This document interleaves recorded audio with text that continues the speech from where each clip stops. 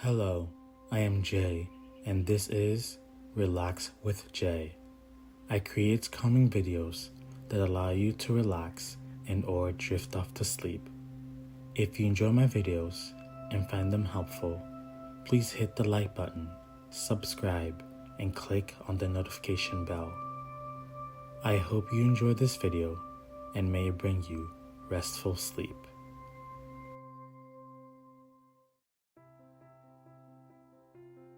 Tonight, I'll be reading the first chapter of the book called Alice's Adventures in Wonderland by Lewis Carroll. If you enjoyed this chapter and would like me to read more, please let me know.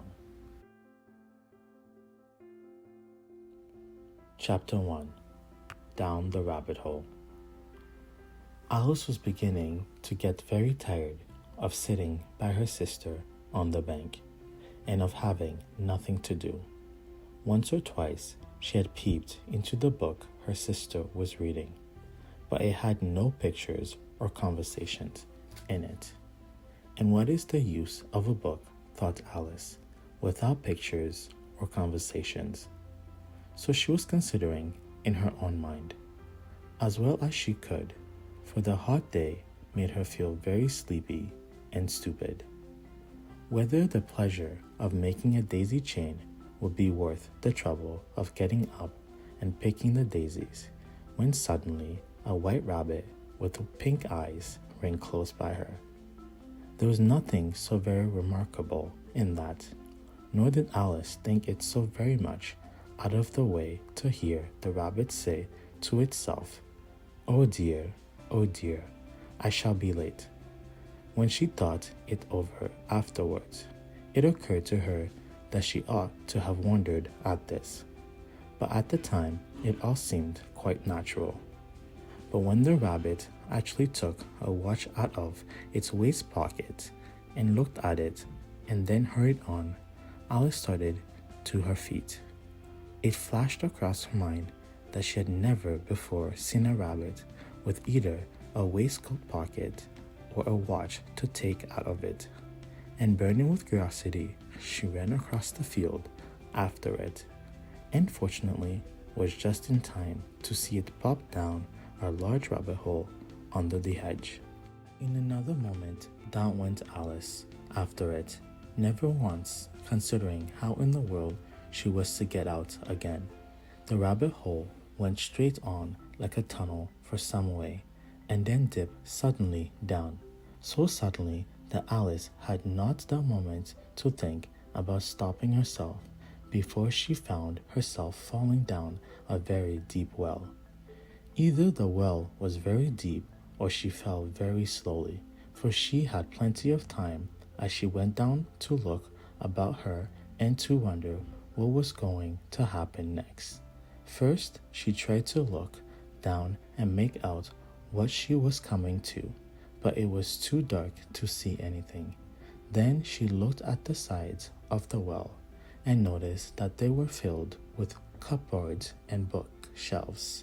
Here and there she saw maps and pictures hung upon pegs. She took down a jar from one of the shelves as she passed, and it was labeled orange marmalade. But to her great disappointment, it was empty. She did not like to drop the jar for fear of killing somebody underneath, so managed to put it into one of the cupboards as she fell past it. Well, thought Alice to herself, after such a fall as this, I shall think nothing of tumbling downstairs. How brave they'll all think me at home. Why, I wouldn't say anything about it, even if I fell off the top of the house, which was very likely true. Down, down, down. Would the fall never come to an end? I wonder how many miles I've fallen by this time, she said out loud. I must be getting somewhere near the center of the earth. Let me see. That would be 4,000 miles down, I think. For you see, Alice had learned several things of this sort in her lessons in the schoolroom, and though this was not very good opportunity for showing off her knowledge, as there was no one to listen to her. Still, it was good practice to say over. Yes, that's about the right distance. But then I wonder what latitude or longitude I've got to. Alice had no idea what latitude was or longitude either, but thought they were nice grand words to say. Presently she began again. I wonder if I shall fall right through the earth. How funny it'll seem to come out among the people that walk with their heads downwards. The antipathies, I think.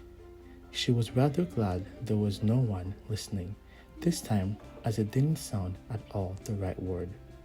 But I shall have to ask them what the name of the country is. You know, please, ma'am, is this New Zealand or Australia? And she tried to curtsy as she spoke. Fancy curtsying as you're falling through the air. Do you think you could manage it? And what an ignorant little girl she'll think me for asking. No, it will never do to ask. Perhaps I shall see it written up somewhere. Down, down, down. There was nothing else to do, so Alice soon began talking again. Diana, I'll miss me very much tonight, I should think. Diana was the cat. I hope they'll remember her saucer of milk at tea time. Diana, my dear, I wish you were down here with me. There was no mouse in the air, I'm afraid, but you might catch a bat, and that's very like a mouse, you know. But do cats eat bats, I wonder? And here Alice began to get rather sleepy, and went on saying to herself in a dreamy sort of way, do cats eat bats? Do cats eat bats? And sometimes do bats eat cats? For, you see, as she couldn't answer either questions, it didn't much matter which way she put it. She felt that she was dozing off, and had just begun to dream that she was walking hand in hand with Dinah, and saying to her very earnestly, how Dinah, tell me the truth. Did you ever eat a bat? When suddenly, thump, thump, down she came upon a heap of sticks and dry leaves, and the fall was over. Alice was not a bit hurt, and she jumped up on her feet in a moment. She looked up, but it was still all dark overhead. Before her was another long passage, and the white rabbit was still in sight, hurrying down it. There was not a moment to be lost. Away went Alice like the wind, and was just in time to hear it say as it turned a corner, "Oh, my ears and whiskers, how late it's getting." She was close behind it when she turned the corner, but the rabbit was no longer to be seen. She found herself in a long, low hall, which was lit up by a row of lamps hanging from the roofs. There were doors all around the hall, but they were all locked, and when Alice had been all the way down one side and up the other, trying every door, she walked sadly down the middle, wondering how she was ever to get out again. Suddenly, she came upon a little three-legged table, all made of solid glass. There was nothing on it except a tiny golden key, and Alice's first thought was that it might belong to one of the doors of the hall. But alas, either the locks were too large or the key was too small, but at any rate it would not open any of them. However, on the second time round she came upon a low curtain she had not noticed before, and behind it was a little door about 15 inches high. She tried the little golden key in the lock, and to her great delight it fitted. Alice opened the door and found that it led into a small passage not much larger than a rabbit hole. She knelt down and looked along the passage into the loveliest garden you've ever saw. How she longed to get out of that dark hall and wander about among those beds of bright flowers and those cool fountains, but she could not even get her head through the doorway, Even if my head would go through, thought poor Alice, it would be of very little use without my shoulders. Oh, how I wish I could shut up like a telescope. I think I could, if I only knew how to begin.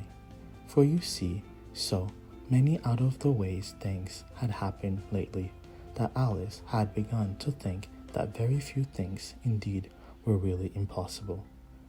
There seemed to be no use in waiting by the little door, so she went back to the table, half hoping she might find another key on it, or at any rate a book of rules for shutting people up like telescopes.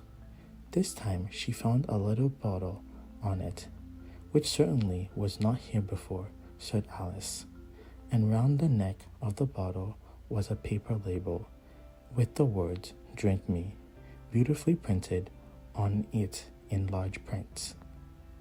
It was all very well to say "drink me," but the wise little Alice was not going to do that in a hurry.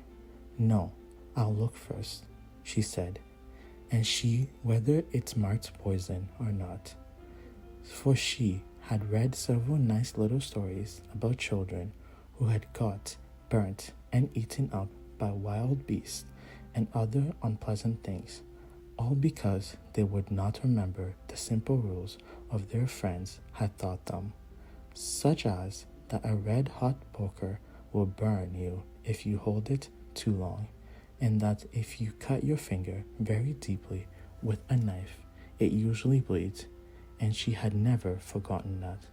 If you drink much from a bottle marked poison, it is almost certain to disagree with you sooner or later. However, this bottle was not marked poison, so Alice ventured to taste it, and finding it very nice, it had in fact a sort of mixed flavor of cherry tart, custard, pineapple, roast turkey, toffee, and hot buttered toast. She very soon finished it off. "What a curious feeling," said Alice. "I must be shutting up like a telescope." And so it was indeed. She was now only 10 inches high, and her face brightened up at the thought that she was now the right size for going through the little door into that lovely garden. First, however, she waited for a few minutes to see if she was going to shrink any further. She felt a little nervous about this. "For it might end, you know," said Alice to herself, "in my going out altogether like a candle. I wonder what I should be like then." And she tried to fancy what the flame of a candle is like after the candle is blown out, for she could not remember ever having seen such a thing. After a while, finding that nothing more happened, she decided on going into the garden at once. But alas, for poor Alice, when she got to the door, she found she had forgotten the little golden key, and when she went back to the table for it, she found she could not possibly reach it. She could see it quite plainly through the glass, and she tried her best to climb up one of the legs of the table, but it was too slippery, and when she had tired herself out with trying, the poor little thing sat down and cried. "Come, there's no use in crying like that," said Alice to herself, rather sharply. "I advise you to leave off this minute." She generally gave herself very good advice, though she's very seldom followed it, and sometimes she scolded herself so severely as to bring tears into her eyes. And once she remembered trying to box her own ears for having cheated herself in a game of croquet she was playing against herself, for this curious child was very fond of pretending to be two people.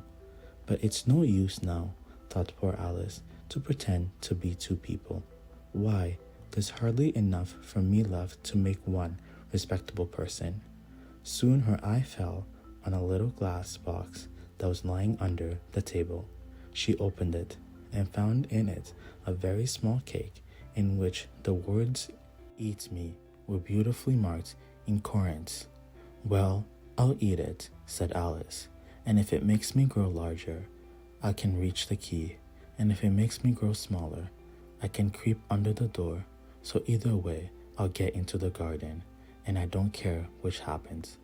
She ate a little bit and said anxiously to herself, which way, holding her hand on the top of her head to feel which way it was going, and she was quite surprised to find that she remained the same size. To be sure, this generally happens when one eats cake, but Alice had got so much into the way of expecting nothing but out of the way things to happen, and it seemed quite dull and stupid for life to go on in the common way. So she set to work and very soon finished off the cake.